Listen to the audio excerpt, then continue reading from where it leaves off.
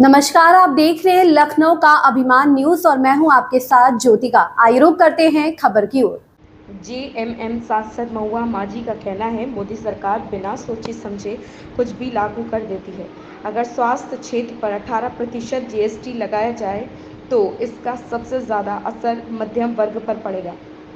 यह देश के साथ बहुत बड़ा अन्याय है, इसलिए इंडिया अलायंस ने यहाँ विरोध प्रदर्शन किया। यह लड़ाई तब तक जारी रहेगी जब तक स्वास्थ्य क्षेत्र में जीएसटी कम नहीं हो जाती। बांग्लादेश के हालात पर नेशनल कॉन्फ्रेंस के नेता फारूक अब्दुल्ला कहते हैं, वह बेहद दिलचस्पी है। उनकी अर्थव्यवस्था खराब है, उनकी आंतरिक स्थिति भी अच्छी नहीं।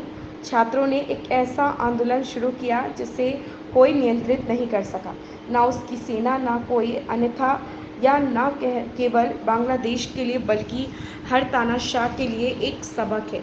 एक समय आता है जब लोगों का धैर्य खत्म हो जाता है, और वहीं वह हुआ। वहाँ बांग्लादेश में एक भावना थी कि एक आवाज़ होनी चाहिए, दुनिया में मुसलमानों पर हो रहे जुल्म के खिलाफ आवाज़ उठाए। अगर वह शेख हसीना वहाँ से नहीं भागती तो उसे भी मार दिया जाता। मोदी सरकार बिना सोच समझ के कुछ भी एक तानाशाही ये के तहत कुछ भी लागू कर देती है। नोटबंदी कर दिया, जीएसटी लागू कर दिया। अब हेल्थ सेक्टर में अगर इस तरह से 18% जीएसटी होगा तो लोग जो मिडिल क्लास खास तौर पर बहुत ज़्यादा इससे प्रभावित हो रहा है, क्योंकि वो मेडिकल इंश्योरेंस करने से भी अब डर रही है।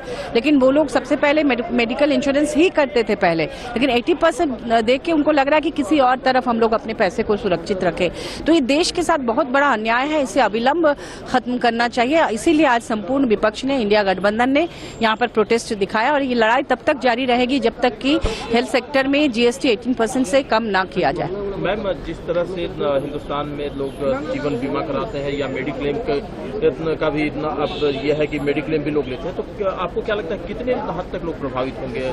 अब लोग लेना ही बंद कर देंगे। जब इतना जीएसटी देना होगा तो लोग देंगे क्यों? जैसे लोग गोल्ड खरीद के छुपा के रख देते हैं कि चलो कभी इमरजेंसी में काम आएगा, अब इस तरह की चीजों में लोग इन्वेस्ट करेंगे।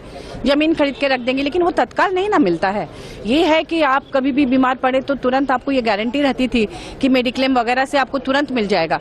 अब तो बहुत मुसीबत में पड़ जाएगी देश की जनता। आप सिर्फ अपर क्लास को देख रहे हैं, आप इंडस्ट्रियलिस्ट को देख के सारे पॉलिसीज बना रहे हैं। ये बहुत ही गलत है, क्योंकि ये जो जनता के टैक्स के पैसे और ये सब है, इसको लेके आप चंद पूंजीपतियों को और अमीर बना रहे हैं। ये टैक्स के पैसे उनके खाते में जा रहे हैं, वो पैसे लेकर दूसरे राज्यों में, दूसरे देशों में पलायन कर रहे हैं। उनसे आप वसूली नहीं करते, और छोटे छोटे लोगों को जो पेट काट काट के अपने भविष्य के लिए प्लान करते हैं। आप देखिए ना, जो पैसे बैंकों में जमा थे उसके कितने % चले गए बाहर विदेशों में, बड़े पूंजीपति लोन लेके चले गए। अब उसका असर तो उन पर पड़ रहा है ना, जो लोग अपना भविष्य देखकर पैसे उन्होंने बैंक में रखा था, अब उसका इंटरेस्ट इतना कम हो गया है कि वो अपना दवा तक नहीं खरीद पा रहे हैं। तो ये सोचना चाहिए, ये सरकार ज्यादा दिन चलेगी नहीं, क्योंकि जनता त्रस्त आ चुकी है। इस खबर में बस इतना ही। बने रहिए लखनऊ का अभिमान न्यूज के साथ।